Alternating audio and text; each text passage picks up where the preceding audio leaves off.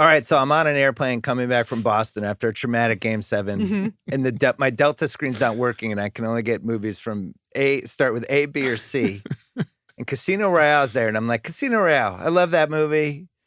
I get to escape a traumatic Celtics loss. I get to go to Monaco, and I get to go to Venice, and I get to go to the Bahamas. I'm in.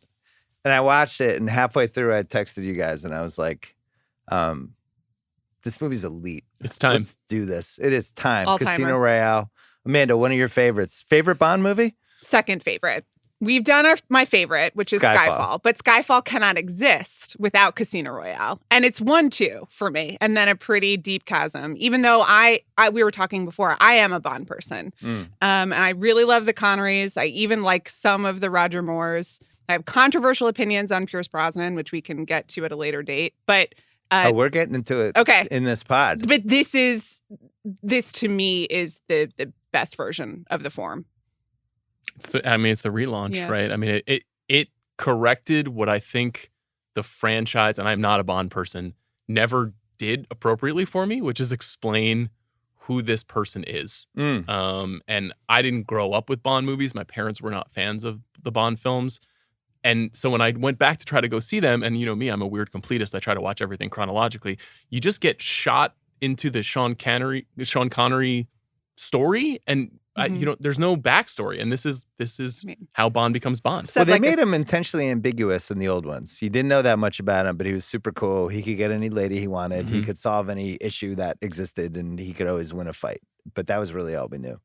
I was never a huge Bond guy, but I grew up with the Roger Moore ones. Yeah.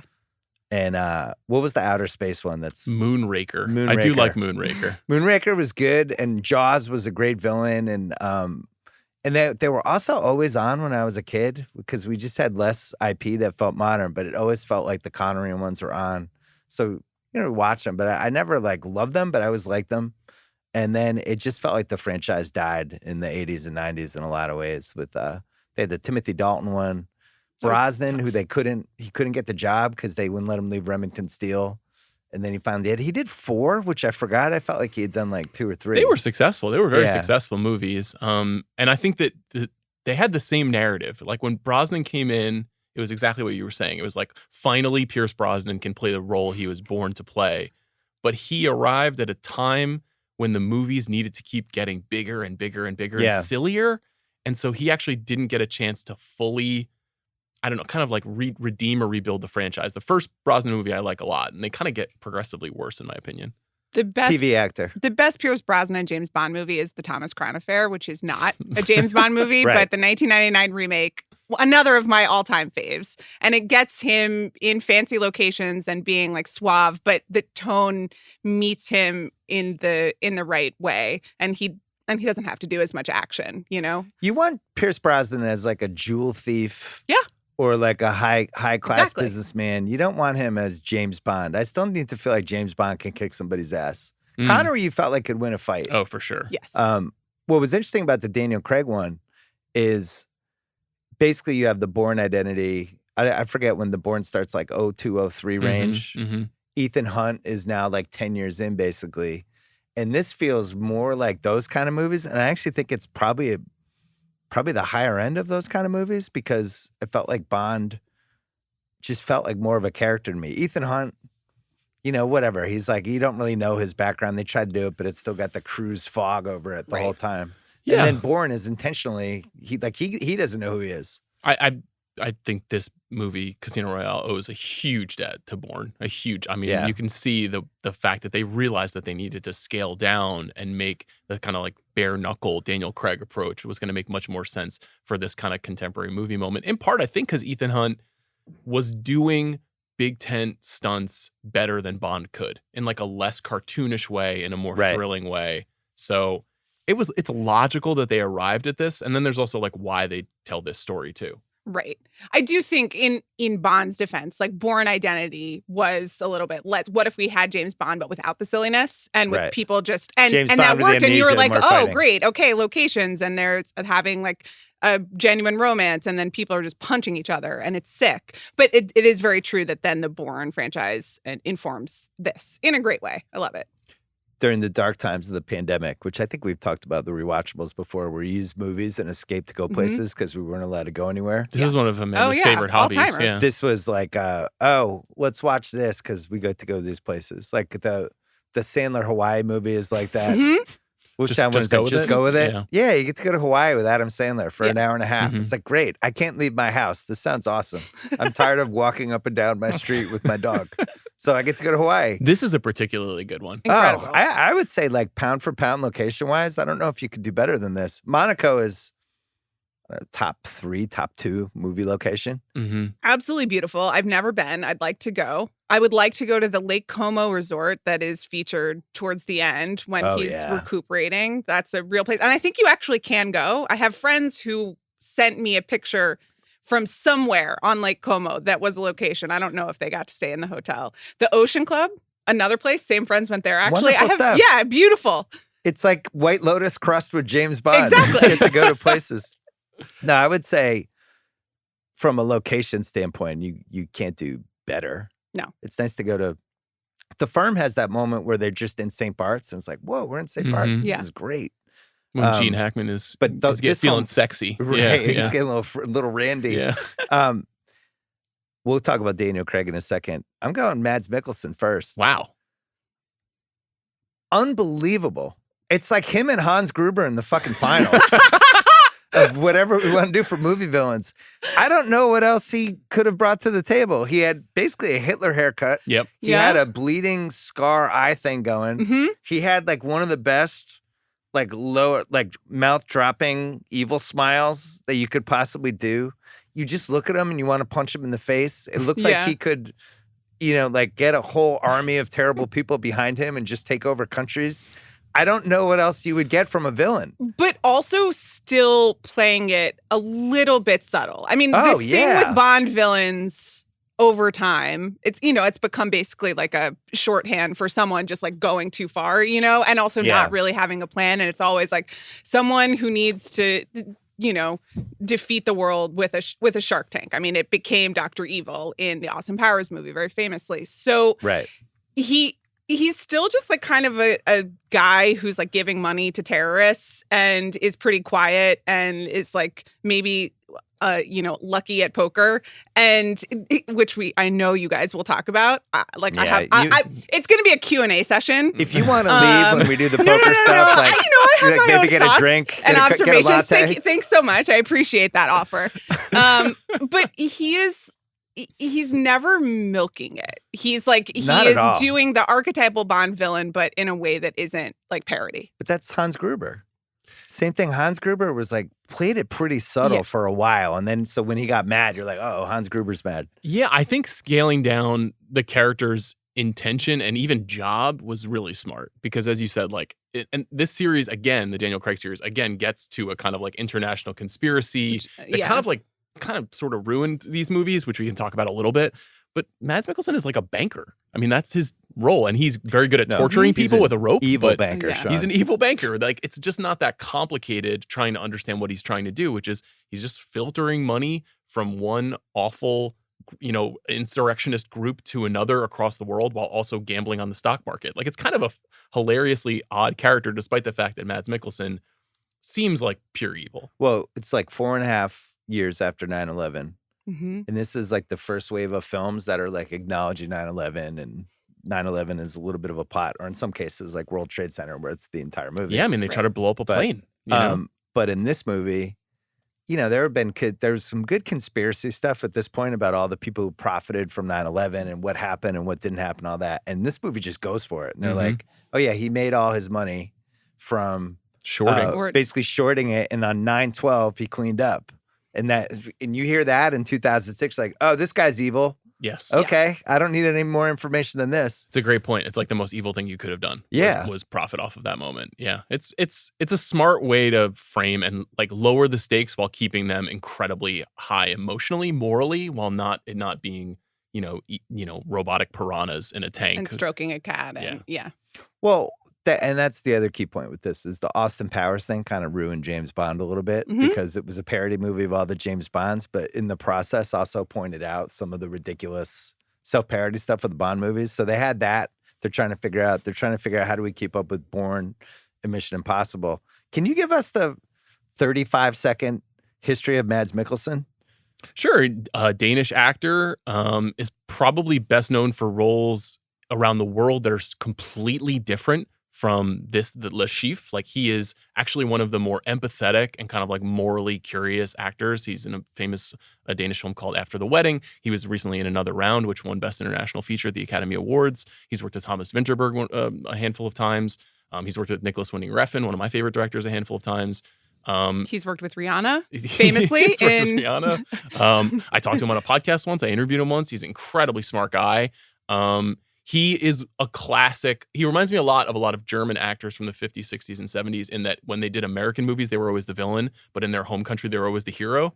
And he's a really talented leading man who, through our eyes, I think we see as like slightly demonic, which I think says more about American audiences and English audiences than it does about, say, Danish audiences or German audiences. I once saw Mads Mikkelsen save a woman an overserved woman at a party. So here in the United States, just to, defend him a little bit, he plays a villain beautifully, but this woman was having a hard time, too many drinks, and Mads Mikkelsen just stepped in from the side to save the day and make sure everything was okay. Very lovely guy. So where would you put him in the villain pantheon? Well, in the Bond pantheon, he's pretty high. I think Le Chiffre is very memorable, and it's also this is it for him. Spoiler alert, he dies in this movie. Yeah, and so. We get to hold on to his run in a very compact way. Like Christoph Waltz, I thought was quite interesting in these Daniel Craig movies too. But they kind of overdid it a little bit. Yeah. They overexposed him a little bit. So I think because we just have this one movie with this iconic performance, he's basically in 4 scenes. All of those scenes are thrilling, and then we're done with him. So I think he's really high in the Bond rankings. Same for me. I mean, once you have like Blofeld and they gotta just like come up with another plan, involving like more missiles from space or whatever, you're like, okay, relax. He's way ahead of the guy from Toy Soldiers. 2006, we mentioned, was the big reboot where Pierce Brosnan wanted $30 million to be in Bond, and they were like, cool, you're 53, we're going to move on now. They hired Daniel Craig, who, he was a guy, but not really a guy. 2001 and 2005, he was in the Lara Croft movie. He was in Road to Perdition. 2003, Sylvia and the Mother. These are all movies Sean probably saw in the theater. You didn't see Sylvia? It's Gwyneth Paltrow. I might have. He plays Ted Hughes. What's his name? Her husband. Yeah, her husband. Sylvia Plath's husband. It was a one-timer. I can't remember when I wanted to spend time with the Sylvia Plath movie, but it definitely happened. That's a really valid point. Yeah. It's like, I actually like that movie. Yeah. But it's also not like Daniel Craig is playing a sympathetic and exciting role in that one. He's in Layer Cake in 2004. Layer Cake, that's the ding, one. ding, ding. This was the live audition for James Bond, this movie, and also the live audition for a more scaled down James Bond. That was also I'm going to talk to my broker about buying some more Daniel Craig stock. Yeah, totally. Movie. Absolutely. It's like Layer Cake. Who's this guy? Then he's in The Jacket. He's in Munich. Mm-hmm. Important for this, I think, as well. Yeah. You could have argued if you switch roles and he's the lead in Munich, is it a better movie? Over Bana. I think so, but intriguing. No. You're not a Bana fan? We've never done my Munich thoughts, and I don't know whether we need to turn this into a Munich podcast. I think if you switch the roles, it's a better movie. I agree with Bill. You were on the other side. You thought they shouldn't have told this story from that perspective. Exactly. It should have been from the terrorist perspective. Yeah, exactly. Got it. So the Daniel Craig, so they hire him, and people know who he is, but they don't. It's not Pierce Brosnan. They wasn't like a super famous man, but he was in the foreign circles. They at least knew him. He was this guy's on the come up for sure. He was already like in his 30s. He wasn't a kid at this point. And I think there was like a maturity to him too that might have disqualified him. Like as we're thinking about who the next Bond is going to be now, and I don't know if you want to wait to have that conversation, but a lot of the people that they're talking about are like 27, and that just feels too young. I agree. So, well, I want to ask Amanda, because I think she likes the series the most out of the three of us. What do you want from James Bond? Do you want a man of mystery? Do you want suave? Do you want a combo? Like, what are you looking for? Man of mystery. The thing is that if you're trying too hard to be cool, especially in the Bond role, then you're just a little cheesy. And I think the Pierce Brosnan's one get a little cheesy. A little TV-ish. Yeah. And maybe this is my programming and the movies that I grew up watching, but for a man to be truly compelling, talk less, It's sort of the De Niro school. So Craig is bringing that. I mean, Daniel Craig. He's a little mystery. Also, maybe Craig, producer Craig, if you want. Craig's more talkative. Has that feeling only deepened as you've spent more time talking to men on podcasts that you want men to talk less to seem attractive? Well, the thing is that you guys all venerate all the guys who just like show up and don't say anything. Clint, the cool customer. The fewer words in a movie, the better for you and also for my father. So it's just all the influences coming together. Does Bond have to be non-American for you? Could Adam Driver be James Bond? No. I guess it does have to be non-American. Could Ryan Gosling have been James Bond? Oh, I love Ryan Gosling. Before he got that weird GQ cover haircut. Whatever the hell was going on there with that. He's in a mid-grow. He still has the hair, and he's proud of it. He's just letting it shine. All right. So no on Ryan Gosling. No, because Ryan Gosling's appeal, and Ryan Gosling is very appealing to me as well, but is in like the charm and the talkiness. And you need some sort of distance from James Bond to believe that he can, because he's not going to stick around. He's going to go. I kind of need him to be foreign, I think. Yeah. Well, it would throw me out. Like if Jake Gyllenhaal had been James Bond, I'm like, all right, this is weird. No. There's been a lot of discussion over the years about this, though, right? Because we've had a Scottish Bond, we've had an Australian Bond. Like we've had figures. So we just need an accent. An Irish Bond? We've had an Irish Bond. Like we haven't. Could Colin Farrell have been James Bond? No, but that's just because Colin Farrell seems like a great Hank. I love James Bond. I don't know if he's a great Hank. What about Miami Vice Colin Farrell? I wouldn't say that guy is a great Hang. So I would put that guy in any movie. With that I love that guy. You want Bond? Like mojitos? You want Bond to be like a Cuban boat riding dirtbag? Yeah. Okay. Well, I don't. Is Daniel Craig a dirtbag in this movie? Like he's kind of borderline, right? I think this shows how he officially becomes a dirtbag in a way. It's the turn of the screw for him becoming the ultimate cynical spy. He is also, before he meets Vesper Lynd, seducing married women and then ordering champagne and caviar for one and bouncing to go meet someone at the Bodies exhibit in Miami. Where are you at on seducing married women? Like, is that immoral? The 2000s, I think it was more of a thing. Yeah. For you or just for everybody? Just for everyone, yeah. 2006. I like how you just say it was different back then for seducing married women. Yeah. That's can't great. Judge mid-2000s. 2006, really splashy movie year. I think I forgot. In the moment, I remember being disappointed, like, oh man, movies are going the wrong way. But now I look back. Give us a list. This is just the box office for that year. You're going to have your Pirates of the Caribbean, Dead Man's Chest, and Cars, and X-Men, and Da Vinci Code, and Superman's Returns, all those. But you also have Casino Royale. You have Talladega Nights. You have Mission Impossible 3, Borat, Devil Wears Prada, The Departed, Inside Man, Eight Below, which is just an elite family movie. Eight Below is amazing. Wow, a huge I'm ready for the Eight Below rewatchables. Is Eight Below Paul Walker?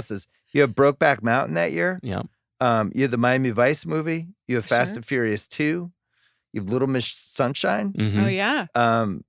You keep going and going. Have you guys done Little Miss Sunshine on Rewatchables yet, or was that just threatened?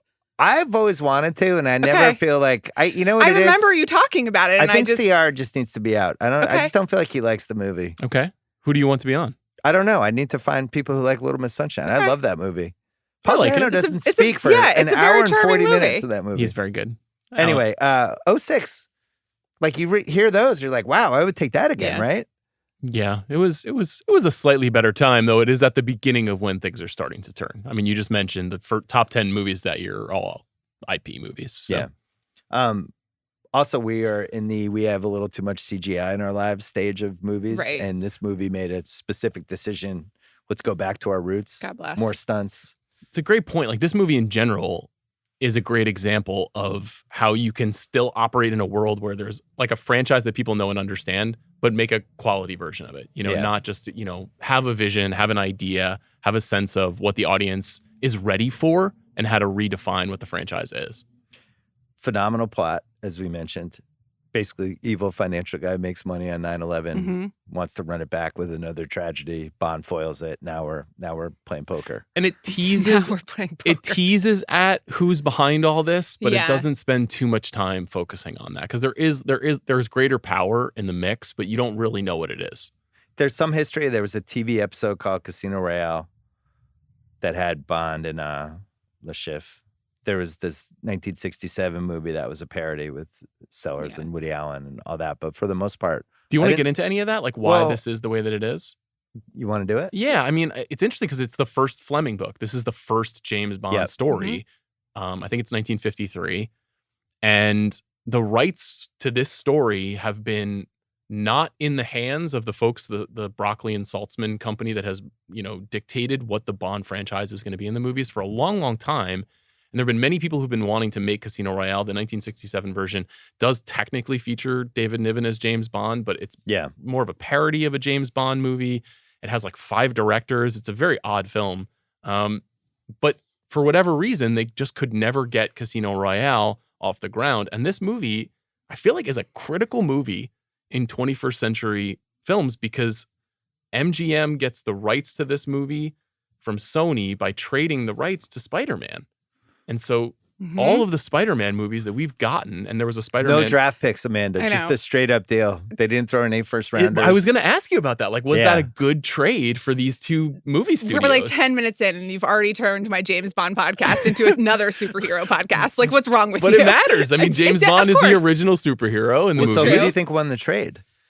I think Sony won because we only have 5 Bond movies, and Spider-Man has become arguably the most important character in movies in the 21st century in terms of just the pure box office. I mean, we just talked on The Big Picture about a Spider-Man movie that's coming out this weekend. So I think that Sony won the trade, but that's brave of you to not see it. It was very beautiful images.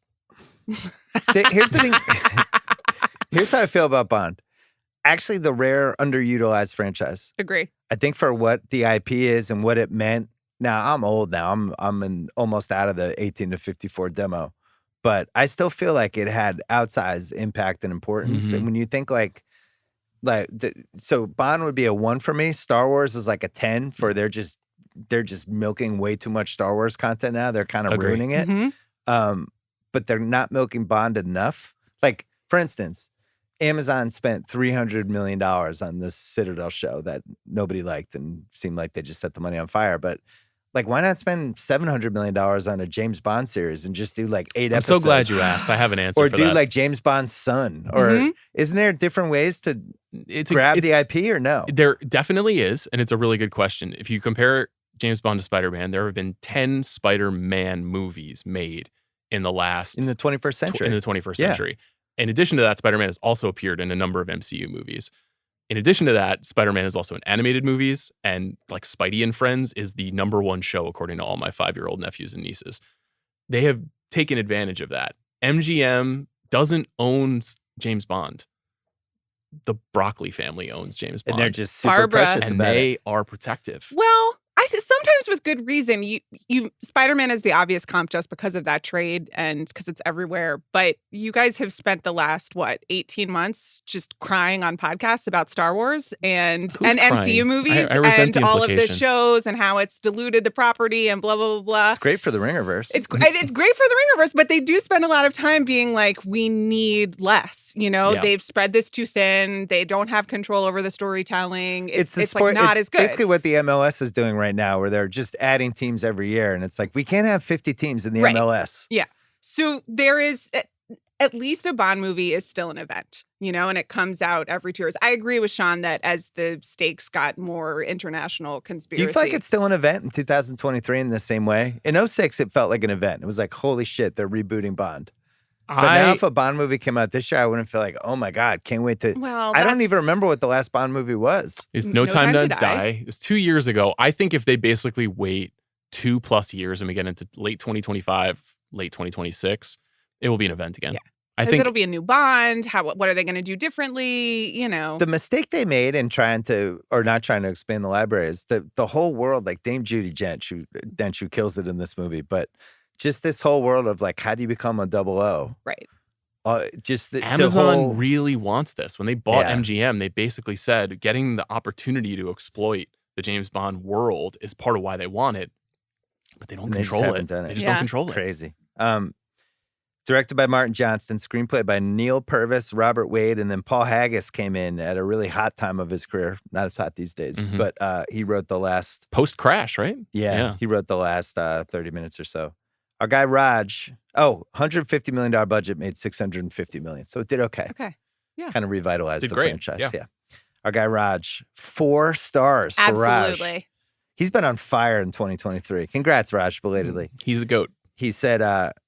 Craig makes a superb Bond who gives the sense of a hard man wounded by life and his job, who nevertheless cares about people and right and wrong.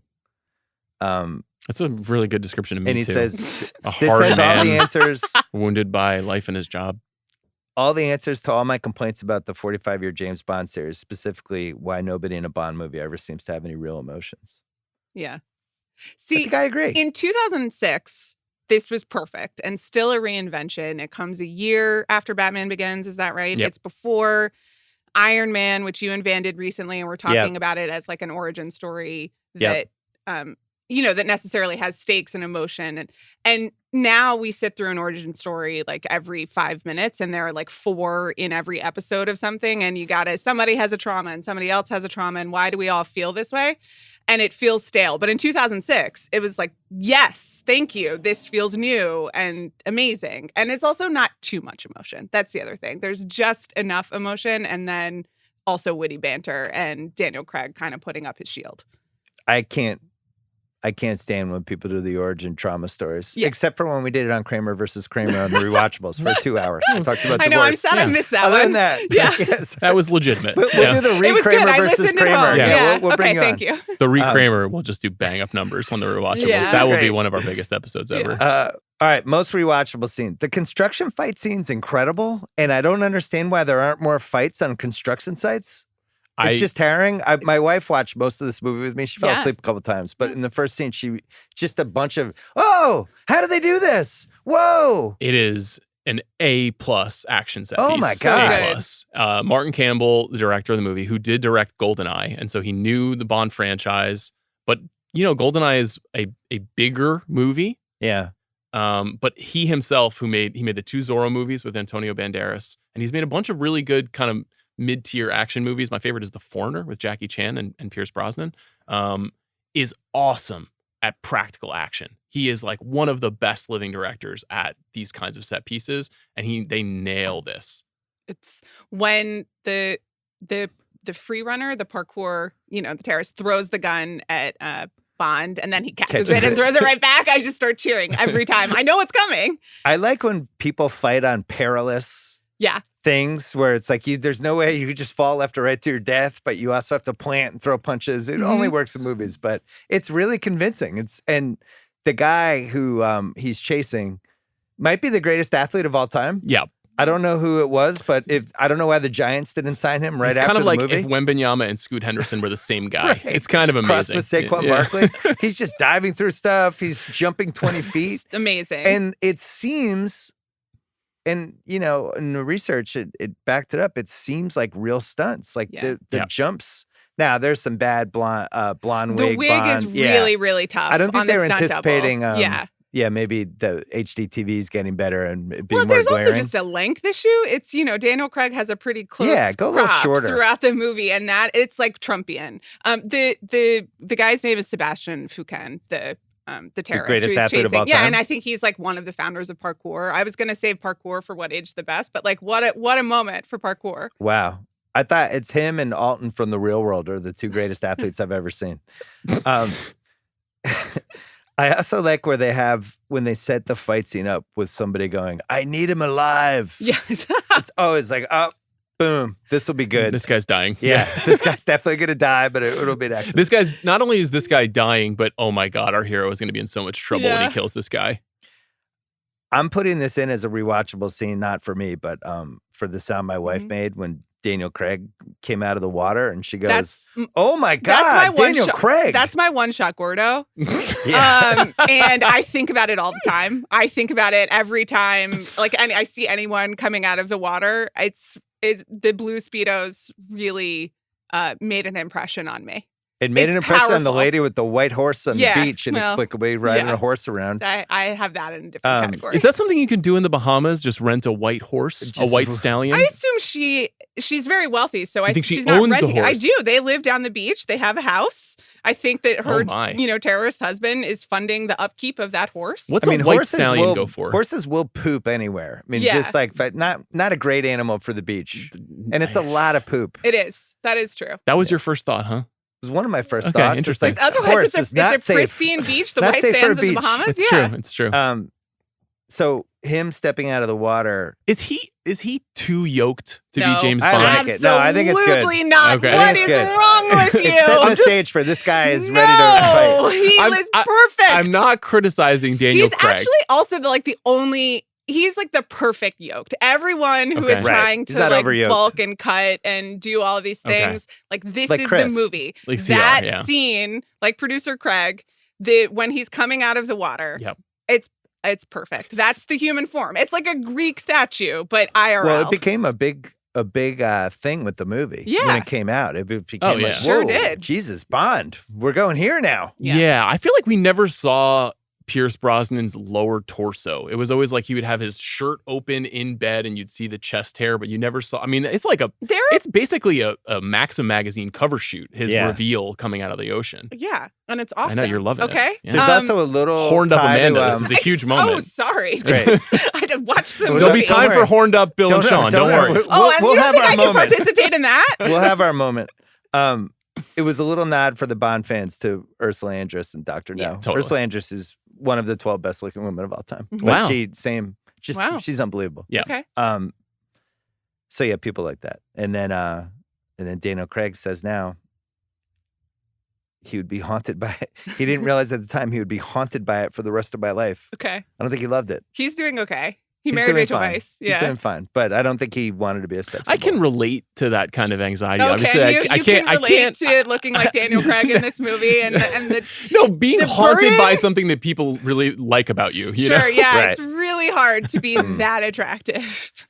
First poker scene we get to the valet where he wins the car Oh yeah, and then picks Really funny. the valet picks ticket, up please. the lady and Yeah. does the circle and is like, okay, we're here, is really good. The dumbass guy who we're gonna get to later, who's a weak link in the movie. What's his name? Oh, Alex Dimitrios. Oh yeah, Yeah. yeah. Greek Not- guy. Greek not guy. great. Yeah. Greek guy, my bad. Not great, but he goes all in with kings with an ace on the table, Sean. Yeah, I mean, Little it's risky. It's one of the dumbest poker moments in movie history. It's completely illogical. He's like all in. Guy hits his I'm king not on the scared of that river. ace on the thing at all. Yeah, guy hits his king on the river and thinks he nailed it with an ace on the board, while Bond is checking him all the way down. I mean, this is 101 poker. This is like dumb shit. I can assure you it's not because I don't know what you're talking Okay. about. But I was going to ask, and Yeah. I'll ask it now because it's germane to this scene. Seems like there are just a lot of high cards in these hands. Is that always? Yeah, it's unusual. It's just but you they're got to always, think they're doing the greatest hits of the best Okay. hands, right? Because they're there for 4 hours. just A hand everyone after has hand aces and sucks. kings, and you're just Yeah. like, wow. It's a good point. The first time I saw the movie, I really didn't like this part of the movie because this is coming on the heels of not just Rounders, but like the poker boom, right? This Yeah. is post Chris Moneymaker. It's when everybody's watching the World Series of Poker on ESPN. It's a huge moment for poker. This exact year, I went on a poker cruise to report a story about the boom in poker. Where did the cruise go? Was that for Paste It went to- Magazine? It was no, it was for Complex. I actually never wrote the story, but that's a whole other story. It went to Mexico.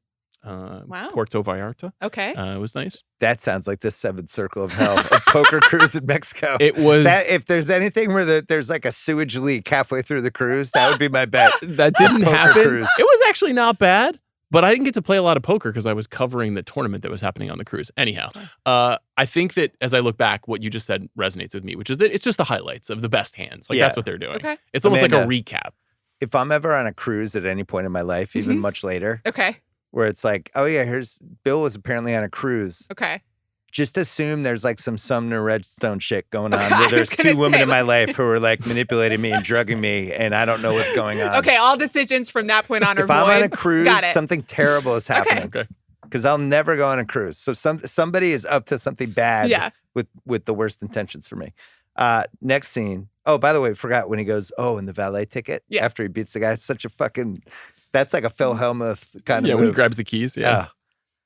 The Body Worlds. Who knew this place existed? I did because I went to the exhibit at the South Street Seaport because it was a traveling exhibit throughout the 2000s. All right. So what's it like? It's really weird. It's just like a museum about human anatomy. And so they just have different bodies with like tissues. And you go look at them and you're just like, wow, look at that nerve. That's really cool. It's a very strange thing. I didn't realize until I saw did the rehearsal that those were actually real dead bodies, which I don't think had ever happened before in a movie. Is that true? Yeah. Those were real. That's the whole Body Worlds thing. Those were all real dead bodies. That's gross. Will you dedicate your corpse to a museum exhibit? Just my head. Okay. Yeah. Got just it. because of all the brain power that I want to show the world. Sean just entering in a letterbox movie. But it's just him with like log, two organs. Log. The airport fight. It's like a B+ compared to the other stuff in here, but it's still fun. And we get to see Bond fighting a guy in a car. So I always love when people fight in cars. It's so stupid. You just wouldn't be able to get any sort of leverage for any punch. You would just end up like strangling each other. But in the movies, it's like punch. I get punch. And it's like, no, you're right next to each other. But him vaulting himself into the car is an awesome scene. There's good action stuff. Then him swerving the car at the last minute and him blowing up the guy. It's solid. Bond meets Vesper on a train, played by Eva Green, our queen. This is an all-timer. I'm going to have to go with Orphan. Is how their little courting dialogue ends. But this is a really well-written scene. I don't know if this is one of the Paul Haggis scenes, but the little sparring with both of them for 4 minutes is just really elite. Every penny of it. Yeah, it's just really elite writing and really well acted. They have great chemistry. Incredible chemistry. And on the airplane, she set the seat with the TV on fire. And they had to escort the guy to another seat because the seat basically caught fire. Because that's how great she looked. Eva Green, what? Give us the history of her, Sean. She's a French actor raised in an American school, and so she speaks many languages. And she's just like a world-class smoke show. I don't know what else you want me to say. But she's also a good actress. She's a great actress. I don't understand. Her first film was a Michael Haneke movie. Her second film was a Bernardo Bertolucci movie. I mean, she got her start in these very like interesting kind of international cinema. She's very, very gifted, but she has spent the last 20 years making a lot of franchise movies. This is her first foray into those kinds of movies. White Lotus, like season 4. I would welcome that wholeheartedly. I would just like the dramatization of her recent legal battle, which involved her trying to get out of a contract for one of the bad movies that she's been chained to. And then inevitably the text messages were distributed as discovery. And it's just Eva Green being like, this is bullshit. I hate all of this. They're so bad. No, but in a way that makes you like her. And she, she's got the edge, and she has the edge in this movie, and it seems like that's true in real life. That'd be a good big picture segment. Called Better Agent, where you just go through and be like, what are you doing? Get a better agent. Look at your last 5 years. You need new representation. True. It really doesn't matter who her agent is. She's doing everything right. She's really, they're so dynamite together that you could make the case that this kind of screws up this franchise a little bit because it makes this like the mortal wound for Bond, which is logical because she's so appealing and they're so great together. But I just want her back. Like I want her back in these movies. She could have come back. Could have said she got resuscitated later. We just didn't see it. I love when I got resuscitated 2 hours after I drowned to death. Yeah. I like train scenes too, just in general. I spent a lot of time on a train as a kid, as a child of divorce. Did you? Training. That's how you got back and forth on the train? That's nice. Stanford to Boston. Wow. Second big poker scene. Wait, did you ever meet an Eva Green on the train when you were a kid? Never. No, waited every time. Yeah. By the way, these have got to be the two hottest like money managers in movie history, right? Mads Mikkelsen and Eva Green. Like that's basically their jobs. She works for the Treasury. Sure. He trades stocks every day. She's spoilers. She's an accountant, but a setup accountant. A bit of a double agent. Yeah. Second big poker scene. which really just is Bond gets beat. Oh no, Bond doesn't get beat, but realizes he gets the guy's tail. But he orders a martini, which is 3 measures of Gordon, 1 of vodka, half a measure of Quina Lillet, shake it over ice, and add a thin slice of lemon peel. Just fucking rattles it off. And that's like, this is the James Bond I want right here. Like a 5-part martini order. I'm pleased to make a personal announcement. Yeah. I have made a pivot in my life you're a martini away guy from now? brown liquor to martinis. Wow. This transpired in England. Amanda Was this and I at were the in end of England together Succession? a week and a half ago. When you saw Kieran Culkin sadly drinking. Maybe it's a tribute By the to way, Jerry. We thought I know. we It was missed Jerry's drink. Sean and Yeah, I I missed missed it. No, it's okay. You did We're it doing it afterwards. right after I the didn't show. know until the internet. We thought it told was a me. Logan You Roy guys did a great homage. job. We on didn't that know. podcast. Jerry. Yeah. It was Thank you. In retrospect, makes a lot of sense, obviously. And frankly, having had a few martinis in England, they make a lot of sense too. You just had one. I had 2 actually. Oh, I remember- Yeah. Joe House made the move about, I would say, 10 years ago and just started going dirty martini. Mhm. And it really fit him and it was great. And I was really happy for him. I think there should be an announcement, almost like a wedding Okay. announcement or a birth Yeah, announcement. Right. Like, It's like I am now a martini guy. okay. That's June 16th, I mean, here's what I'm doing. 2023. This is my Yeah. thing now. This is your Always announcement. I gin, like not it. vodka, gin. I think I don't have a preference. I think shaken probably. okay. Shaken? What would you? What do you go if you ever have a martini? Shaken or stirred? Bond said shake it over ice. He Yeah, does, but then That later waters on, it down a little bit, and that's a nice nod to shaken not stirred, which is historical. And then in this one, he's like, "Do I look like I give a damn?" Much That's my better guy. drink than a Jack and Coke Yeah, for Bond. yeah, it's true. it's a growing up moment. I have a Jack and Coke, no straw. The stairway fight is really good. Really good. Yeah. I have some questions about those guys' strategy. Those 2 terrorists. Cutting somebody's arm off basically as a threat. Albano. Yeah, but not really. And in general, just almost killing someone as a means to get money back. I mean, I guess it was scary, but I don't know what they're doing. It should have been a little more harrowing. Yeah. I agree with you. I think it is something though that like these movies, especially the Craig movies, have done really well, which is like Isaac Dabankole plays Albano, the Ugandan terrorist, and he's another like world-class actor who's in Claire Denis movies, and they just cast him for 2 scenes in which he's going to chop somebody's arm off, but he's great. He's very effective. Third poker scene has the misread of the tell. Mm-hmm. Mm-hmm. So the cards we see are Jack, King, Ace, Jack, King. So there's 2 Jacks and 2 Kings on the table and an Ace. Bond has Ace, King. So he's got a full house, King high. Pretty good hand. The only thing that's going to beat him is if the other guy's holding 2 aces. Okay. What he doesn't realize is Le Chiffre's holding 2 jacks, which gives him 4 jacks, which is basically impossible. Like you're a fucking unicorn at that point. I've been at the tables and seen a few 4 of a kinds, but very few. It's very rare. It's 4 of a kind is like, holy shit, I can't believe I Especially just lost on 4 of a kind played down to the river, and that's like the thing with the river is the 5th card. Okay. Mads Mikkelsen's character has a tendency to play to the 5th card, which so is he has 4 jacks before we see the last card. Oh, I see. And if you have 4 jacks before we see the last card, you're probably starting to get a little aggressive. it's hard to we can't get a real feel for his game. I wouldn't say I was impressed by his It was style all of over play. the place. Yeah, You want to at least get a little out there because you want to try to get some money before the 7th card. exactly. Anyway, 4 jacks. I didn't mind it.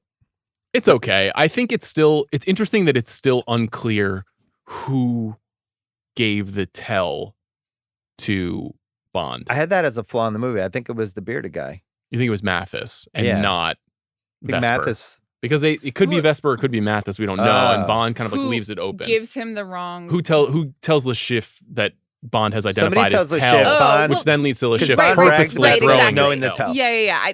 Doesn't he say later that it was Mathis?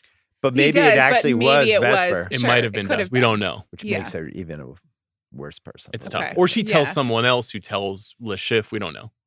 My next scene is Bond gets poisoned. It's really good.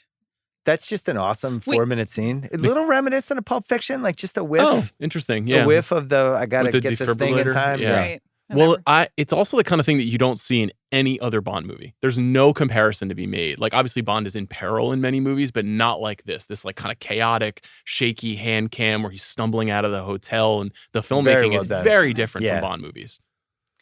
The climactic poker scene we'll come back to. And then the water fight in Venice. That's what I have for the rewatchables. Did I miss anything? Well, it's more of a long shot, but the shower scene with Shower's Eva good. I Green had that in and What Saves Daniel the Best. Craig. It's just a good scene. You need scenes like that in movies. Yeah. So not the torture scene. I don't love torture scenes, but that one it's upsetting. I can't tell. Is he hitting Bond in the balls? Yes. Of course he is. He is, yeah. Yeah. That's why they cut the bottom of the chair out. It's messed up. I think it's the worst torture in movie history. Yeah, I completely agree. Absolutely messed up. So I thought that's what was happening. It was a little unclear, but regardless, like I just feel like you would pass out. Well, I think it's know better than I. I rewatched this with my wife last night, and she turned to me during the scene and she was like, "Is this the worst imaginable torture for you?" And I said, "Yes." Like the pain. Okay. But I think the pain of a out. nut tap is more profound than breaking an arm. Carlton Fisk. So Red Sox imagine. Catcher, sure, yeah, go hunting. I got it. Yeah, I know. Foul ball right into the crotch, ruptured his testicle, passed out on the field. Okay. So that's my bar for. I just feel like you pass out. But here's what we learned. Too much pain. We learned here that Carlton Fisk is a weak baby, and that James Bond is a man. Fair. I don't love the torture scene. The water fight's fine, but for me, it's the climactic poker scene. What do you have? Train scene. Train scene. Okay. Yeah. I love the opening action set piece, the chase through. You know what? You're probably right. It's the really construction good. scene's amazing. It's so cool. All right, let's talk about the poker scene. First of all, Bond's Jordan flu game here. Yeah. Coming back off of getting poisoned and immediately just orchestrating like the hand of all time. We see Ace of Hearts and we see Ace, 6, 4, and Ace of Spades. Ace of Spades is the last card. So we know somebody's going to have a flush at the very least. We know flush is in play, but we also have 2 aces on the table. So there's some good poker thing. We have 4 people stay in the hand. Pretty unusual. Well, the flush possibility makes it clear that there's a lot of action on the table. The flaw in the scene, or not a flaw necessarily, but what I struggle with in the scene is Le Chiffre is playing to the river. He doesn't have a flush. He's got 2 pair, and he's playing down the board when he knows it's 2 other guys at least are pushing towards the flush. So the last card is Ace of Spades. We already have 3 spades on the table.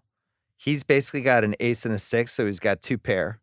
Yeah. And he knows at this point somebody's... So what's Le Chiffre doing? He's got $40 million in front of him, and he's playing down to the end of this hand with action with 3 other players. It was a heat check, Sean. It was a heat check. Yeah, he fucked up. Le Chiffre fucked up.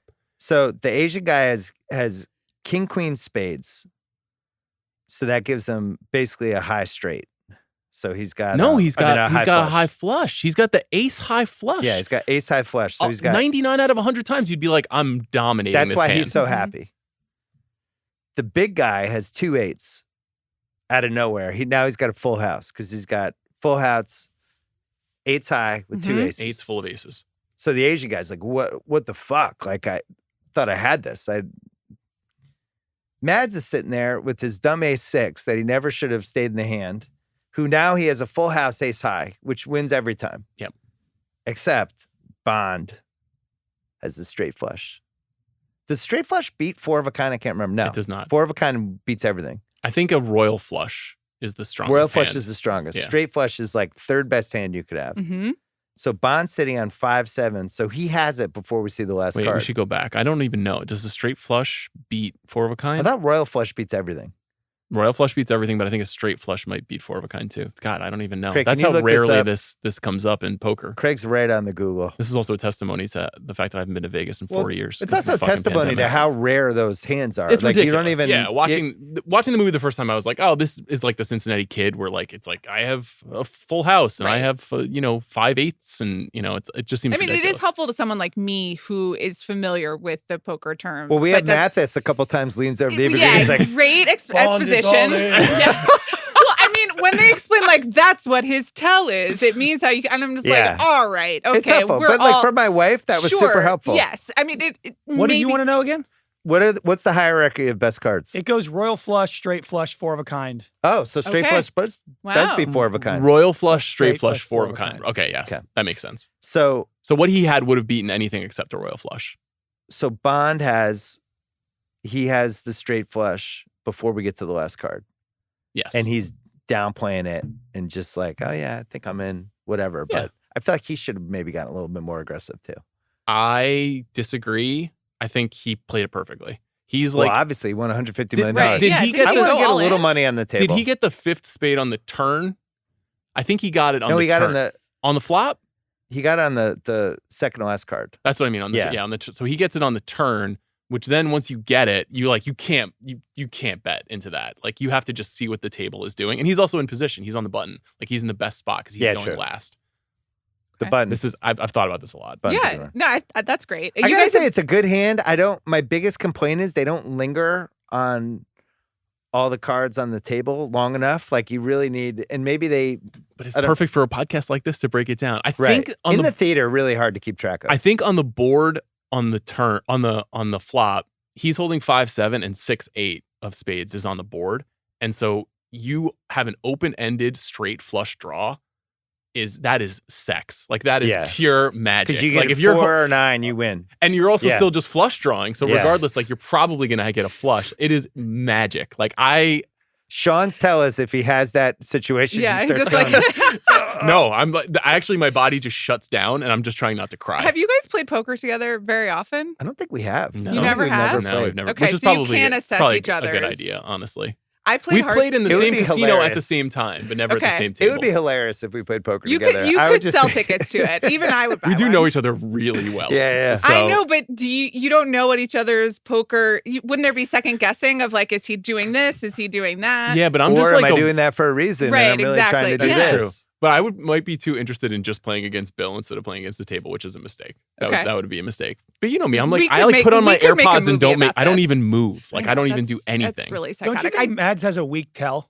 This guy's like a multimillionaire. Well, he's got a poker bloody every eye. time he does this, no one Very ever told bad. him that. Very What bad. a weak tell. They should have written something more intricate.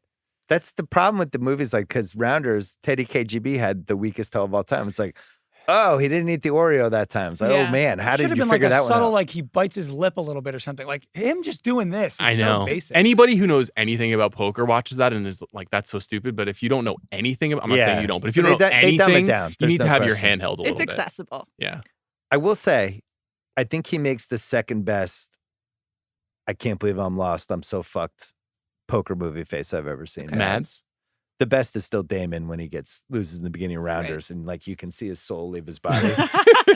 But this is probably It's second really for good. me. Yeah. It's a good scene though. I have more poker thoughts later. Can I ask you one quick question about Yeah. this? How do you guys feel about Felix Leiter staking him as a storytelling moment? I didn't love it.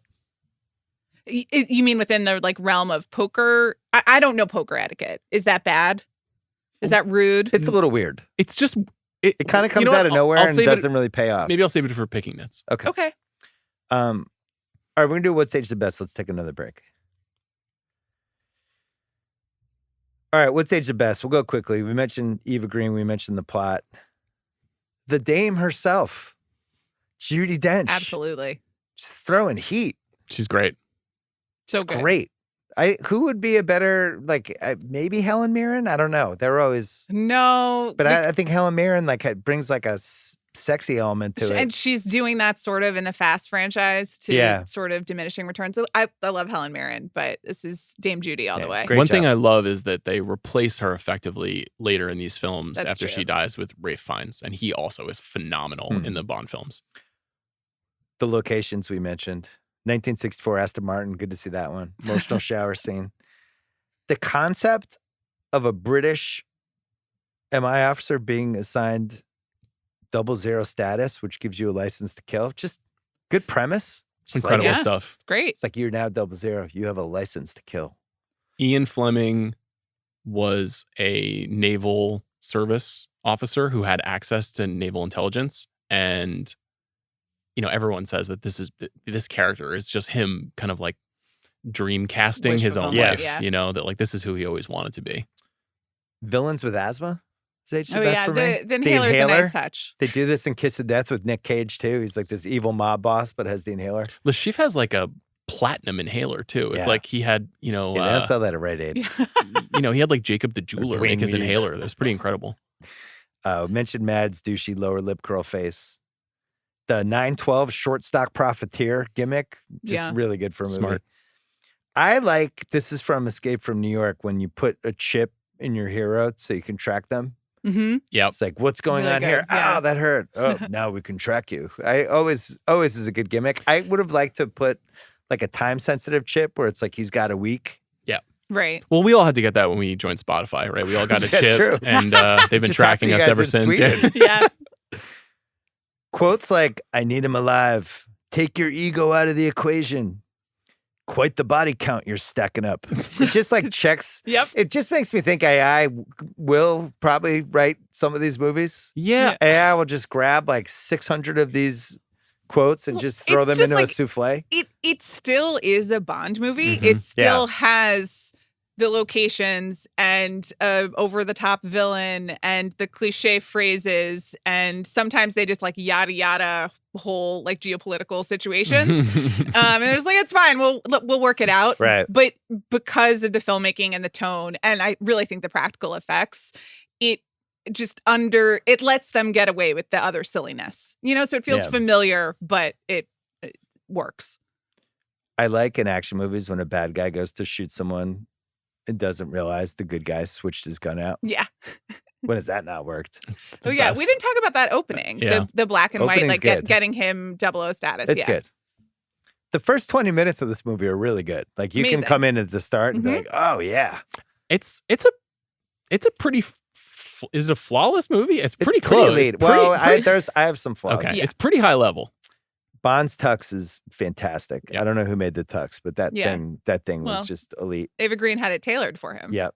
Yeah, that is a nitpick. Yeah, I sized you up. Sure. I have your exact measurements. She's allowed to say there are dinner jackets and dinner jackets, which is my favorite quote of the whole film. Yeah. I like having a guy on hand who can dispose of bodies. Is always good. Yeah. Yeah, you have one of those. I do. Yeah. What's his Joe House? Jeff Chow. Yeah. Amazing car accident? Like amazing? Oh, with the car spinning. The Aston Martin rolling over. Yeah. It's incredible. Yeah. And Eva Green like coiling up. Really. They must have CGI'd her in there, but it really seems like it's real and the car swerves at the last second. I can't not nitpick that scene though. I don't understand that. Because why are they trying to kill her there when they need to get the money? Have they gotten the money at that point? I always thought they were. But I she could have been killed. Right. He could drive over her. And she has the account and he has the password. There's a better way to just get Bond. So I don't understand that scene. She can't die there. Well, they need her. Aren't they trying to keep up the pretense of, I don't know.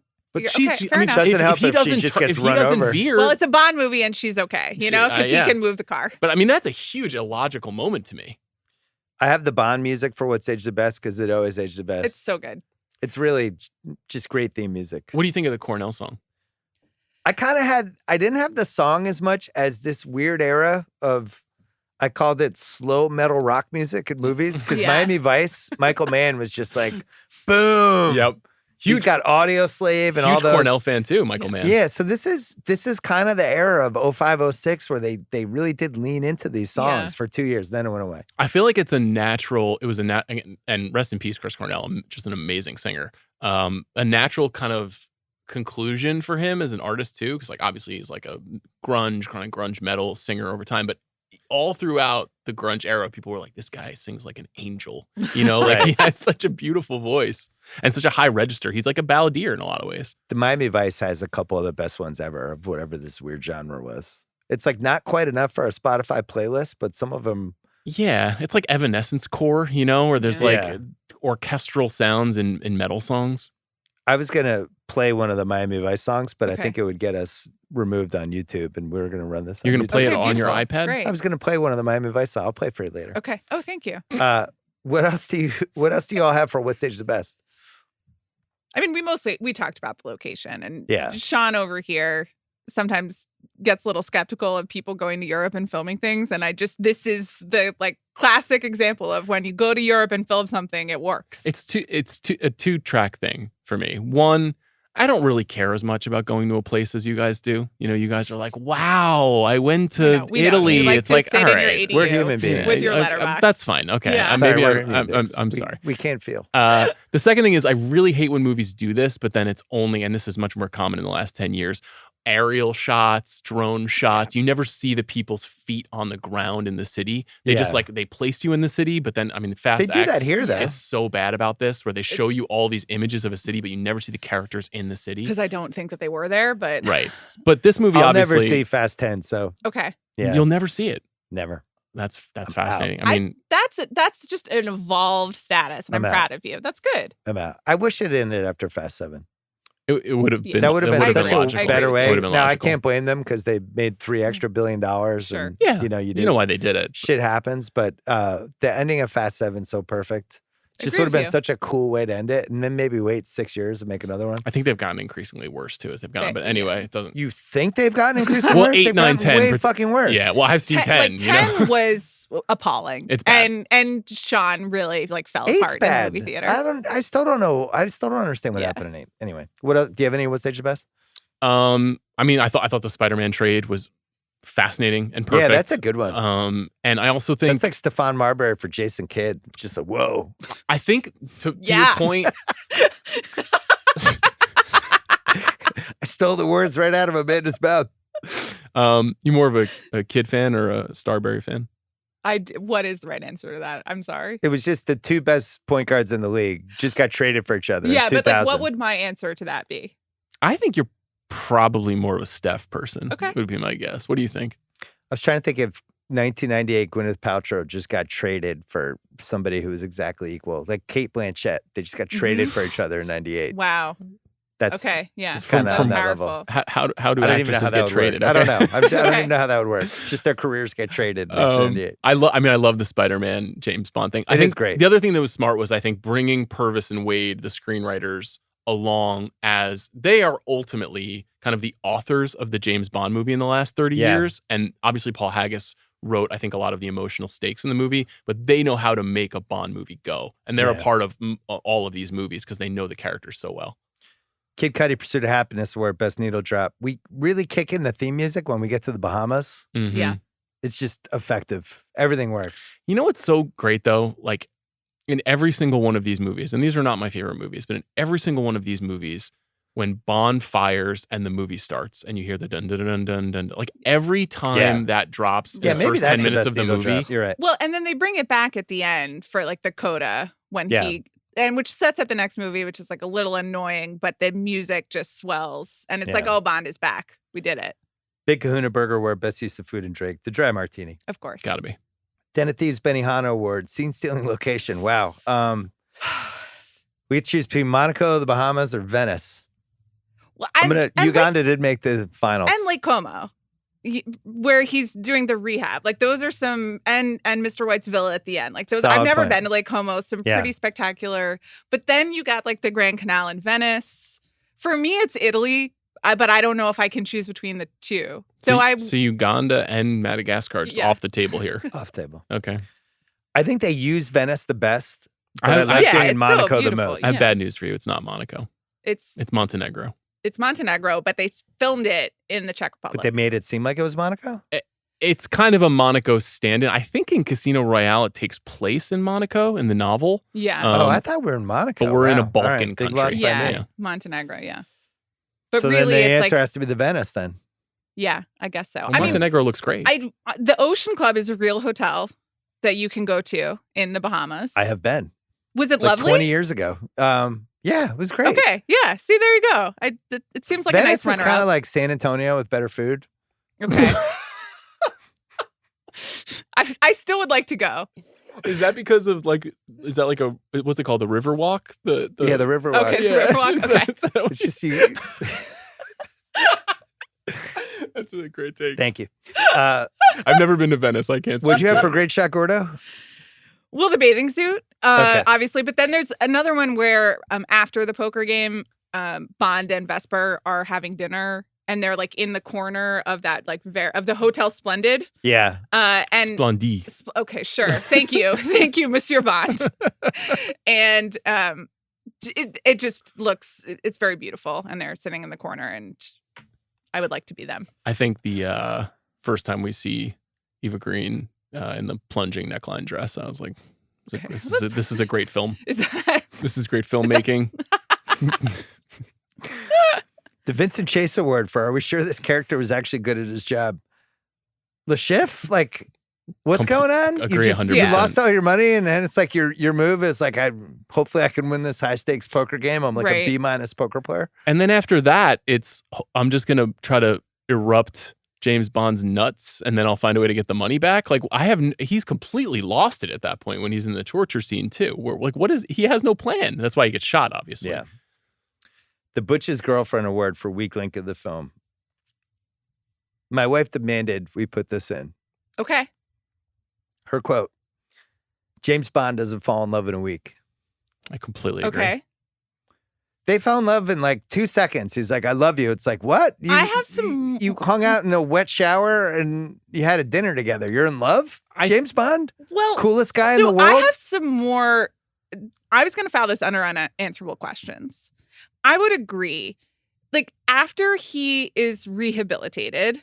But before they get to Venice, there is one scene that's usually cut from cable, interestingly, where I've seen this many times. Where the little finger scene? That one's still in. That's really nice. Good for him. Where they're just like romping around like on a medical bed. Like they've been out in the, so there's clearly some time where he's like mobile and walking around, but still under medical supervision in his opulent Lake Como area. And also Eva Green is there and they are exploring their feelings for one another, if you will. So it could be like 2 to 3 weeks. I'm just saying they yada the time a little bit. My question was going to be, how many times do we think they had sex total? Well, the medical staff had to come in and drain all the blood from his scrotum like 4 times a day. That crossed my mind, was how much action was he really getting in the aftermath of the torture sequence? Yeah. He's too in love. Come on, James Bond. Act like you've been there before. Furthermore, You're 007. But that's one, he isn't. Part of the thing with this movie is this is the first story. This is the first 007 story. So you cut him a little bit of slack, and I think also him getting betrayed by Vesper shows why he becomes the cat of all cats throughout these movies, although they kind of reject that at the end, which we talked about when we talked about No Time to Die. Anyhow, he says to her, you don't have a tell, which is why I love you, which is the dumbest thing ever, because she's literally making a face like, you should not trust me when he's talking to her about that. I was again, I was sitting with my wife and she was just like, this is not going to go well. Yeah. She is betraying him. He enters the VESPER as the password and she starts weeping because she knows she has to betray him. And he's just like, what's wrong there? Can't read it at all. Seems sad. Easy weak link. What stage the worst? What kind of name is Vesper? He makes a joke about it when, I don't know. I think it's kind of cool. Couldn't we call her like Angelina? Vesper is Latin for evening. So Vespers is like I need a hotter name. I think need a hotter name for Eva Green. I can't believe you don't think Vesper's hot. I don't. Like it sounds like a car. I think it's really cool. Okay. Where's CR? As if cars have never been sexualized. He's getting a Vesper. Okay. I think it almost literally translates to getting late at night. Yeah. So, pretty good for me. Bond's stunt double we mentioned. His stunt double is great. It's just the hair. Bond will have to go all in to call his bluff. That's what's aged the worst. No disrespect to Giancarlo Giannini, another great international actor. Lena Wertmuller films. Come on, he's great, but he's saddled with a lot of exposition. This is the easiest what's aged the worst ever. The Sony products. We have Sony Ericsson cell phones and the Sony Vaio. So the Vaio has like 3 moments in the movie. It's so crazy. The phones are so weird. Did you know what either of those products were? I knew the computer. The Vaio. You didn't know the Sony Ericsson stretch? No. Yeah, that was like a whole year of. So James Bond in 6 hours, poisoned nearly to death, knocked out in a horrible car accident where the car rolled over 10 times. Yep. And he got literally knocked out, tortured while naked, and the guy hit some hard bamboo thing against his nuts. It's a 6-hour stretch for James. Yeah, the nut tap to end all nut taps. I'm gonna say I need more time in Lake Como, maybe about a year. They don't specify. It's like, how's James? James, are you okay yet? It's like, I'm actually not. I'm watching season 2 White Lotus. Would take as much time as they want to give me in that Lake Como Villa. James, ready to come back to work yet? Actually, no. Yeah. I'm not. I'm with you. I mean, if he's getting time with Vesper, yeah, stick around. What's age the worst? In the shower scene, Vesper was originally scripted to be wearing nothing but her underwear. Daniel Craig stepped in and said Vesper would not have stopped to take her clothes off, and the scene was changed. Just giving him a what's age the worst. Okay. Come on, Daniel Craig. It's a huge missed opportunity for all of us. Here. Yeah, What are you doing? Come You on. jerk. It's good in the shower scene. By the way, let's not like the top of that dress is covering very much. And there's another category about other places. It's kind of funny because Eva Green is in the I'm happy to take my clothes off All Stars. Yeah. Like she takes her clothes off Daniel in a lot Craig's of movies. No. Ron Burgundy flew to word best time for a pee break. Probably when he's rehabbing. Could probably skip the rolling around on the bed like that. That's like that 2 minutes there where you can get out of there. Listen, does this movie need more sex? I'm standing in for Mallory Rubin right now to say yes. There's plenty of it implied. I wouldn't say the actual physical stuff with them is like body heat. Okay, well, nothing is quite like body heat. Right, But true. I think that they have palpable chemistry that is So very where would you go for? memorable to me. When would you go run to the bathroom for 3 minutes? I think either at the bodies exhibit. That's what I was going to say. Because it's just too creepy for it's you? kind of boring. No, it's just kind of boring. It's also the bodies exhibit That's to fair. me because I went to see it is like a very dated mid 2000s reference, so that should might put have that in aged What's the Age the worst. Worst. Yeah, but it's kind of quick, and then what does he learn? Like, oh, the bag's gone. You know, like who? Yeah, it's fine. Is this the greatest collection of hot people though in one of these movies? Because we didn't even talk about Ivana Milicevic, who's in this, and we didn't talk about Katerina Marino too. Like, is this the most? We've done better. Interesting. That's 3. I mean, we've had. But also Craig. Like Craig and Daniel Craig. I think is he considered the hottest Bond now? Even though people at the time thought he was sort of plain looking. People were insane. I did not think it was plain. In Bonds, let's see. What do you have in the most recent ones? You've got Léa Seydoux and Monica Bellucci and Whoa. Daniel Craig. Right. Whoa. Monica Bellucci. So that's Half Italian. Good Lord. Yeah, that's powerful. And I'm trying to think. No, I know. You're focused on that. Bill got distracted. Jesus. All right, that's it for the podcast. So Spectre is giving it a run for the money. Léa Seydoux versus Eva Green is like the all-time cage match in my mind. That's an insane battle. Was there a better title for this movie? No, this is great. It's good title. title. title. Well, it's the book. Best quote, you lost because of your ego, and your ego can't take it. Or, I'm sorry that last hand nearly killed me right after you got poisoned. Or the whole I need you looking fabulous, which like 7 one-liners being ripped off there. There's what's the dinner jacket one? There are dinner jackets and dinner jackets. That's a good one. It's Maybe that's my better. favorite. Yeah. Stephen A. Smith had us take a word. You got one? Yes. What is it? I don't think M keeps her job. I just, first of all, international incident at an embassy that winds up on the front page of every UK newspaper. Then there's a fall guy. There has to be a fall guy for well, what sure. happened. But then after that, she lets like a mole into MI6 accounting department who steals all the money. So that's $150 million walking out the door. Trail's gone cold. Bond's out there just maybe killing check on the people. money 2 days earlier. Yeah. I mean, we need some accountability for the vetting process in the accounting department. That's for sure. $150 million, not a small number. But it's like, how many different fall guys can she find at this point? I love M. I love Judi Dench, but I'm like, this is a major cock up. There's a way to elevate it. I have just a great joke for how many times can you lose $150 million, but I'm going to hold off. Is this like a David Kahn situation? I'll tell you later. Okay. You'll laugh. All right. I think I know what you mean. I furthermore, I think MI6 is bad. That's like okay. Is that a hot take? What these films reveal is how bad MI6 is. I mean, just consistently, like the terror comes to England at some point in these movies, in the Craig movies, and this is a very poorly run organization. Yeah. You have a hottest take? Not really. I have a lot of picking nits, which don't take away from the movie for me, and I know this is true for a lot of James Bond stuff. My hottest take is short and sweet. This movie's better if it's rated R. Style it up a notch. You're not making $650 million, but I think it's actually a better movie. What do you get with R? There's a sleaziness and I don't know that I actually think this is a really, really, really terrific movie. But I think it could have even been like a little bit darker and a little sleazier and sexier. And at the time, though, it was a strong shift away from what the movies had been. Yeah. You know, like the scene when he's like battered and bloodied and has all the cuts on his face. Like we really have never seen Bond look like that. Like look that unvarnished. The torture scene is wild and violent and upsetting. And I kind of, what would it take for this movie to be rated R? Like, what's missing? Is it just F words? Nudity. Yeah, maybe. You know, I'm like, who's the actress that he's about to hook up with? Katarina Marino. Yeah, maybe. Okay, Let's throw some real sex in here. Okay, I guess you can't do it with Bond.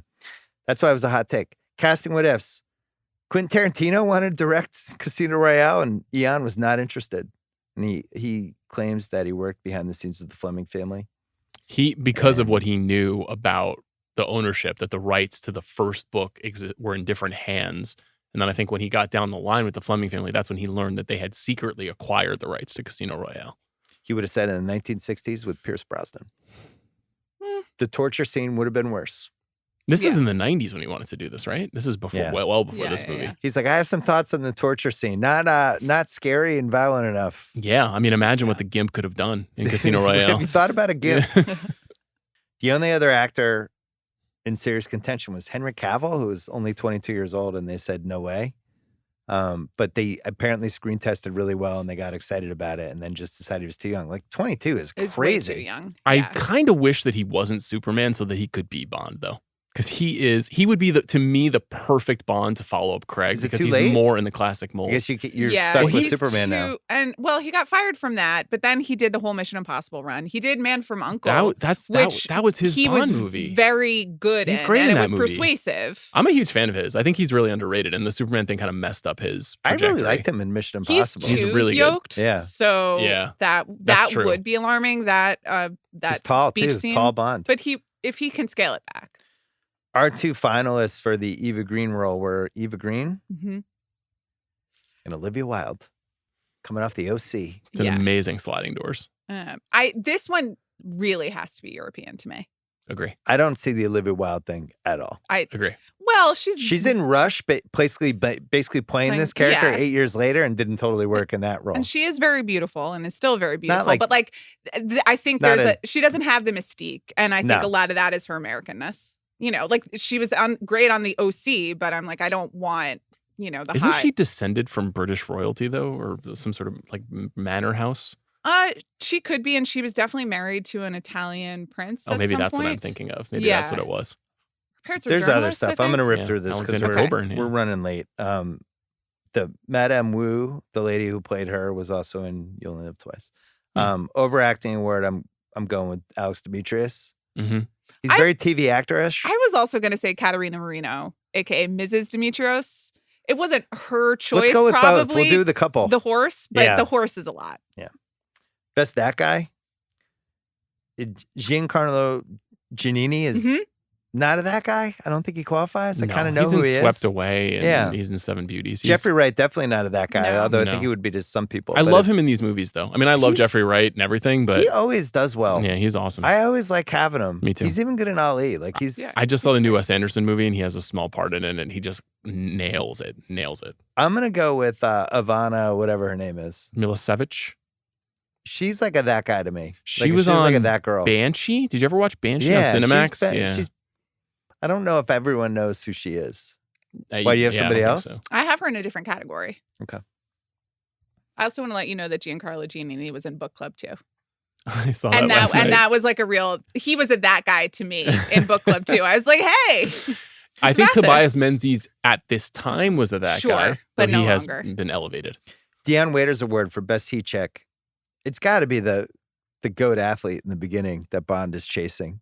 And all the shit that guy does. Yeah, Sebastian Fishkon. Dame Judy's eligible. Okay, I had Judy. But I almost feel like she's like the fourth most important actor in the movie, and I don't know if she's necessarily Dion Waiters-ish. When she confronts him after he kills the bomb maker, and she says, "You're not seeing the big picture," I was like, wow, we need to cut that out and put that on the podcast. That's an incredible line, yeah. She's great. This is where I had Ivana Milicevic. She's really good as the the villain's girlfriend. She's got kind of a villain girlfriend face. Exactly. Yeah.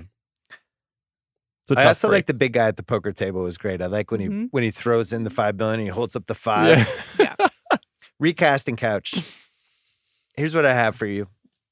More fun poker table. More cameos. Okay. I'll give you 3.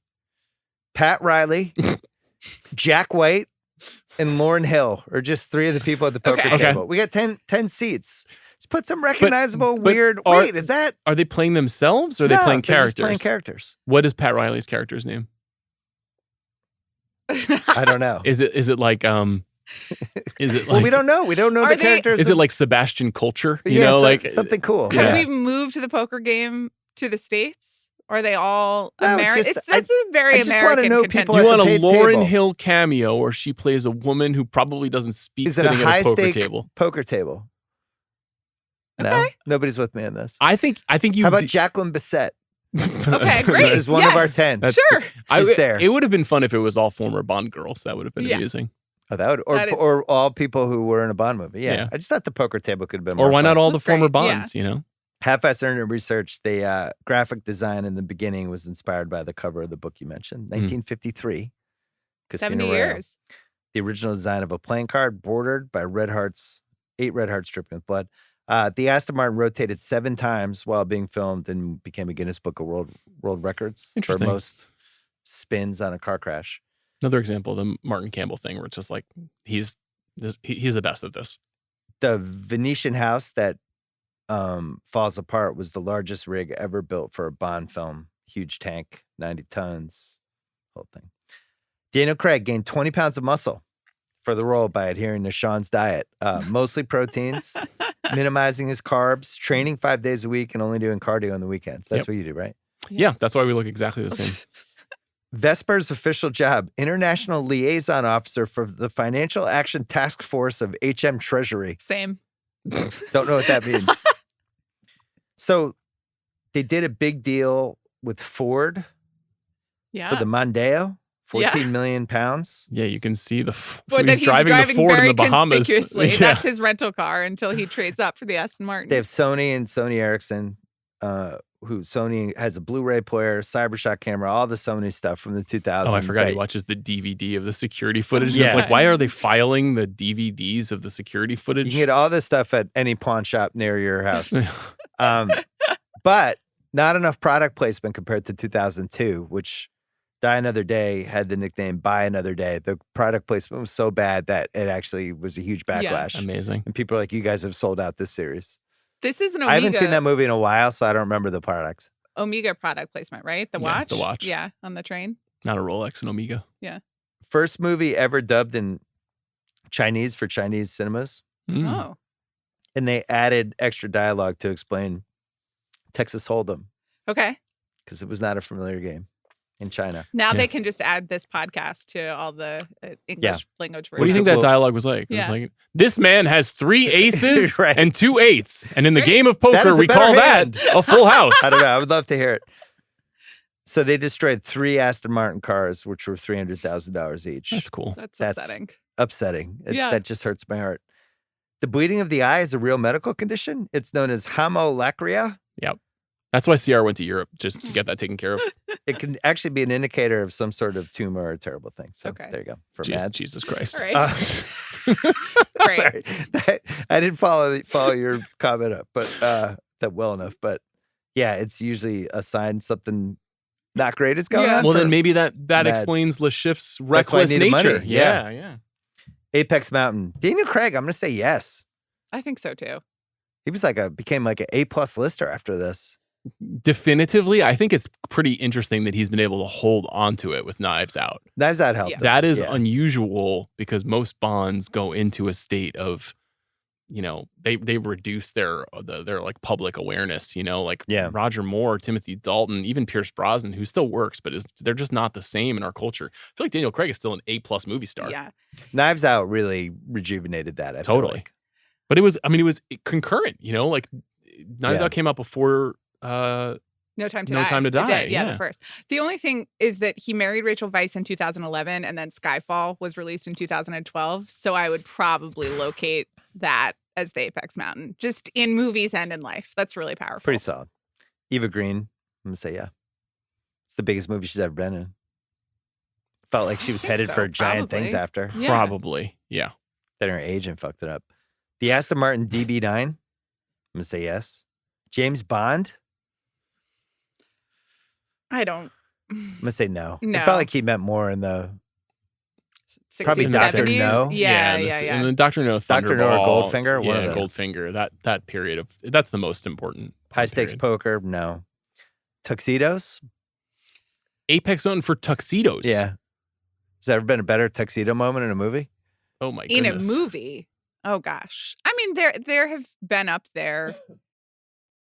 Modern movie, maybe not. All of like the old, I thought you were going to say like the Rat Pack. They were doing some important Rat things Pack's with more. tuxedos. Yeah, I'm with you. Classy dead bodies. Yes. Yes, definitively. How are we defining what? I don't know. Emotional shower scenes. Okay. Is the classy dead body Katerina Marino being tangled up in a hammock? Or? No, it was that in the dead body exhibit. Okay. Oh, So sorry. basically, I World. honestly thought you were talking about the guys in the trunk. Oh, And Body I was World. like, talking Body well, World. what makes them classy? Montenegro? Best racehorse name, Lashif. Lashif. Yeah. It's a great name until you know the backstory, but good name. Yeah. I also think James Bond is a great racehorse name. I mean, Vesper Probably not Lind. legal. Vesper's good. Yeah. Vesper's dead. That works for a horse, but Vesper's not for. dead. That's yeah. a great one. Okay. What about Aces Full of Eights? What about Hotel Splendide? Four Jacks. Four Jacks. Four could work. Jacks. Yeah. Oh, yeah. Four Jacks is good. Picking nits. We talked about most of these. Is it this easy to fight off being poisoned? Where it's just like, oh, thank God I had that thing in my car and I'm good and ready to play poker a minute later. I just had some questions. I like to think that our intelligence organizations have at least figured out the anti-poison treatments. Okay. I anticipated this, so I've brought some poison here today. So let's do a live let's take experiment. What do you have for picking nits? You said you had a couple. The plot is incoherent. I don't understand. So Felix Leiter is going to help him buy back in, but why doesn't Vesper want him to buy back in? Is it so that she can save him? Because then she can't execute the plot that she needs to. She's bluffing in her own way. She's bluffing that she's not going to give him the $5 million? Yeah. But Also, does it matter? Because then, okay, well, she could be bluffing or she's working for them. So if Bond doesn't buy back in, then the guy wins. Not necessarily though. What if the Japanese guy wins? What if the black guy wins? Like I don't understand. Like I mean, I would agree with you that let's win all our money back at a high stakes poker tournament in Montenegro is not a foolproof plan. Faulty strategy for anyone. You know, it's not great for the CIA, not great for MI6. Well, that might not be the great ultimate for the picking chief. nit. Yeah. And I think obviously I pointed out just that like I don't think that Eva Green's character. I don't think Vesper can die there in the road when they haven't yet secured the money. They haven't yet spoken to the Swiss banker. It's very shady. It's just it's a story moment that doesn't make sense to me. Sequel, prequel, prestige TV, all black cast, or untouchable. I'm going untouchable. I would like to see the all black cast of a James Bond movie. Yeah. That's the Daniel Kaluuya as Bond thing is really interesting to me. I think that would be fascinating. I completely agree. It doesn't seem like they're going to do it. No. The Broccoli's do not seem open to that or really any sort of reinvention, but it would be great. We talked about that before on this pod, right? On Kaluuya? some pod about him as Bond. Yeah, I remember having the a couple of combo. years ago. It was very hotly Of debated. all the under 40 guys, he's got to be the best candidate. I mean, he's the best actor. There are a lot of interesting candidates. It sounds like we were talking about how Aaron Taylor Johnson seems to be the favorite in the clubhouse right now. But because the other person that it should be, and this is a Chris Ryan declaration, but since he's not here, this guy Connor Swindells, who is he's a British actor. He's a little young, but he was on this show SAS Rogue Heroes, which is playing like basically a proto Bond in this movie about the Northern Africa campaign in World War II. And he's just like, he's got it. And if they wait 5 years, like it could just be him. But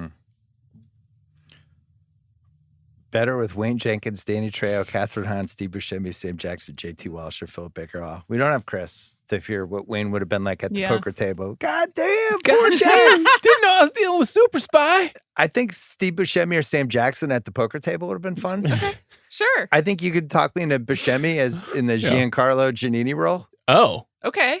Well, I would have enjoyed that. Just go, I don't know. I'm just not getting enough Buscemi in my life these days, if I'm being honest. Remember when Buscemi was everywhere? That's why he's in that category, which just feels like he's going to make every move Special better. Guy. Just one Oscar. Who gets it, Amanda? Eva Green. Best supporting? Yeah. Don't you think you run her and she wins? I was going to go Mads for supporting actor. Daniel Craig. Okay. I feel like these Bond films are very, very, they're up and down, I should say. Because I think Quantum of Solace and Spectre are actually quite bad. Correct. And this Spectre's bad. Spectre's bad. This and Skyfall are pretty much as good as franchise movie making gets, in my opinion. Skyfall is a masterpiece. So, I always feel like movies like this should be kind of literally recognized more aggressively by the Oscars. I feel like the acting should be recognized, the filmmaking should be recognized. It was a good movie year, but still, it should have. Yeah. I agree with you. Probably unanswerable questions. Shouldn't Bond get a cut of the $150 million pot? Like 5%? For Queen and Country, that's who he works for. Yeah. Little tip? Throw him like a $5 million, whatever, little thanks, James. Thanks for all the money he'll have to renegotiate a CBA, I think, the MI6 CBA.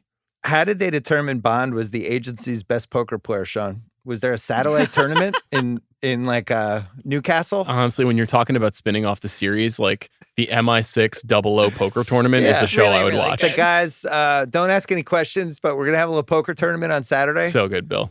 Thank you. This is even better. Better runner, Tom Cruise or Daniel Craig? Wow. I'm so glad you brought this up. I was thinking the sprinting, so on Cruise's corner.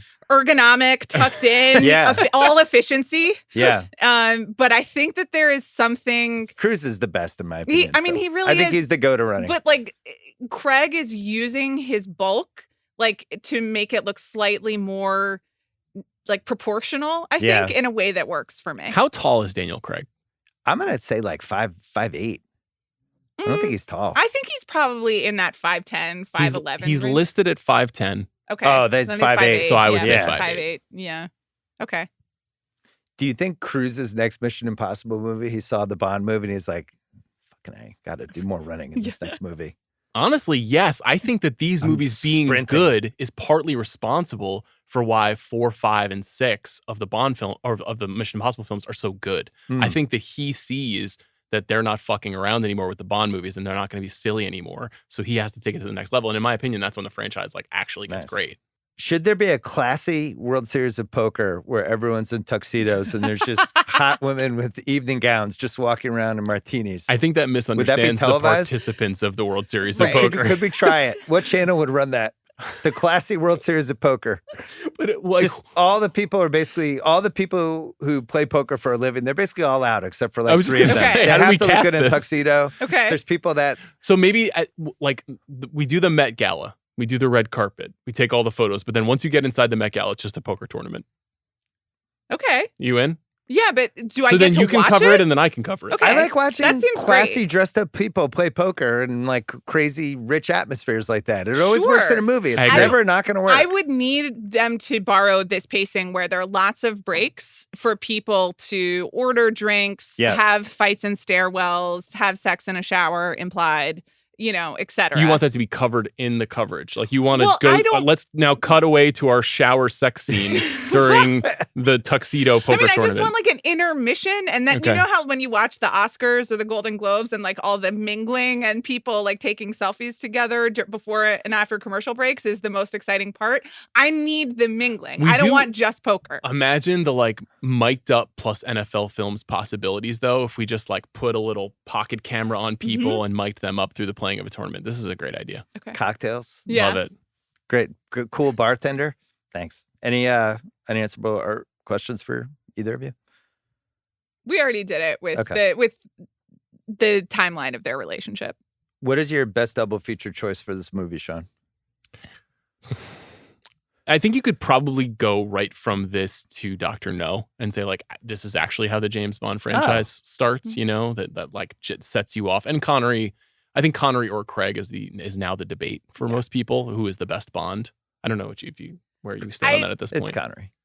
I mean, it is. It's Connery. He was the original Bond, but I kind of put it as an emeritus or icon status, and then Craig, and then everyone else. I had a similar idea, but I would pick Goldfinger just because that's my favorite of the Connerys. I had Rounders. Go Rounders. That's great. Casino Royale. That's Skyfall, all poker night. or Bourne. The first Bourne is an interesting comparison time wise, and what they're doing and not doing. The Andy and Red Zawantne Award for what happened the next day. probably a testicular implant transplant. I was just gonna say this guy's got to ice his nuts. Yeah, It's really funny. 6 more months of blood draining. You really can't overstate the amount of work that would need to be done to repair that This situation. man is impotent. There's no way he's having it. Yeah, That was why I wasn't sure he was actually hitting him in the balls, because I was like, how can we have an impotent James Bond? It defeats the purpose of the movie franchise. And Mads Mikkelsen's character even like has some line to that effect of like, I'm hitting you like we're the future something. You're right. I guess I just didn't 100% want it to be true. I thought he was just hitting him near. Also, one of the better lines, everyone's going to know you died scratching my balls. Yeah, that's a great one. What piece of memorabilia would you want from this movie? The car is the obvious choice, but I'm going with the boat. Martin. No, the boat that they're taking through Venice. Not a boat guy. Yeah. The car always wins this category, but I like the poker chips with the $1 million block cards. Oh yeah, those I think would be really fun. Have you ever? I was going to say, have you ever played with those? I've never even seen those. Yeah. Have you? No, I've seen them in casinos, but they're always at the whale tables. The Coach Finstock Award for Best Life Lesson. Mm-hmm. What is it? I have 2. What do you got? 1, memorize your own bank account number. Just, good one. Yep. You do your own finances, and there are dinner jackets and dinner jackets. I have one. Wear a cup. just in case. Mine is I just made this up on the fly. My genitals are worth more than $150 million for some country that I just belong to. Fact. That's just a fact. Here's the password. Yeah. Okay, that's good. Who won the movie? I think James Bond won the movie. Oh, the James Bond franchise. I was going to say Barbara Broccoli or the Broccoli family, the stewards of the James Bond franchise. I think that's right, but I think Mads kind of secretly wins the movie. He stealth wins it with the villain performance. Yeah. Every time I see him in a movie, I get excited. Mm-hmm. Mads. Do people know his name? Like, does the general movie-going audience? But I don't think normal people do.